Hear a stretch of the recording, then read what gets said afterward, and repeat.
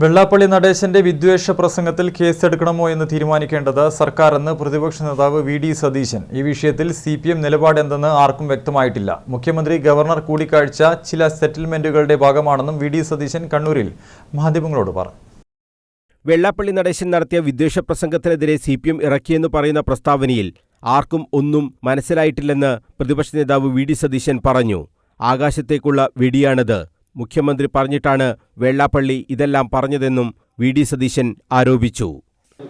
മുഖ്യമന്ത്രി പറഞ്ഞിട്ടാണ്, മുഖ്യമന്ത്രിയുടെയും CPMന്റെയും നറേറ്റീവാണ് വെള്ളാപ്പള്ളി നടേശനെ കൊണ്ട് പറയിക്കുന്നത് എന്നുള്ള ഒരു ആരോപണം ഞാൻ ഉന്നയിച്ചിരുന്നു.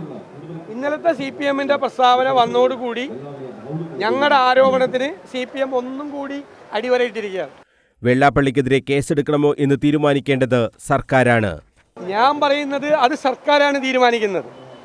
ഞങ്ങൾ ആവശ്യപ്പെട്ടത് വിദ്വേഷ ക്യാമ്പയിൻ അവസാനിപ്പിക്കണം.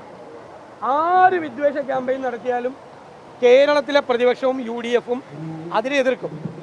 ശശി തരൂരിനെ കുറിച്ച് ഒരു കാര്യവും താൻ പറയില്ല. No comments. ഞാൻ അതിനെക്കുറിച്ച് ഒരു അഭിപ്രായം പറയില്ല. അദ്ദേഹം ദേശീയ നേതാവാണ്, വർക്കിംഗ് കമ്മിറ്റി അംഗമാണ്. അദ്ദേഹത്തെക്കുറിച്ച് എന്തെങ്കിലും പരാതി ഉണ്ടെങ്കിൽ ആ പരാതി സംബന്ധിച്ച് തീരുമാനം അഖിലേന്ത്യാ കോൺഗ്രസ് കമ്മിറ്റിയാണ് എടുക്കുന്നത്. മുഖ്യമന്ത്രി ഗവർണർ തർക്കം മറ്റ് വിഷയങ്ങളിൽ നിന്ന് മാധ്യമങ്ങളുടെ ശ്രദ്ധ തിരിക്കാൻ മാത്രമുള്ളതാണ്. ഇവരെല്ലാം ഒന്നാണ്. അപ്പൊ ഗവൺമെന്റ് എപ്പോഴൊക്കെ പ്രതിസന്ധിയിലാവും അപ്പോഴൊക്കെ ഗവർണർമാര് വന്നൊരു പ്രശ്നം ഉണ്ടാക്കും. നിർമ്മല സീതാരാമനുമായിട്ട് പുട്ടും കടലും കഴിക്കാൻ പോയപ്പോൾ പിണറായി വിജയന്റെ ഇടതുഭാഗത്ത് ഗവർണർ ഉണ്ടായിരുന്നു. ഞാനത് പറഞ്ഞപ്പോൾ നിങ്ങൾ എന്നോട് വിഷമം പറഞ്ഞു. അവരൊക്കെ ഒന്നാണെന്നേ, നമ്മളെ പറ്റിക്കുകയാണ്. തെരഞ്ഞെടുപ്പ് കമ്മീഷൻ CPMന് വേണ്ടിയാണ് പ്രവർത്തിക്കുന്നതെന്നും പ്രതിപക്ഷ നേതാവ് ആരോപിച്ചു. 23-ന് പ്രസിദ്ധീകരിക്കേണ്ട വോട്ടർ പട്ടിക എങ്ങനെ CPM പ്രാദേശിക നേതാക്കളുടെ കൈകളിൽ എത്തിയെന്നും തെരഞ്ഞെടുപ്പ് സുതാര്യമായി നടക്കണമെങ്കിൽ ഇതിനെതിരെ നടപടി വേണമെന്നും പ്രതിപക്ഷ നേതാവ് ആവശ്യപ്പെട്ടു.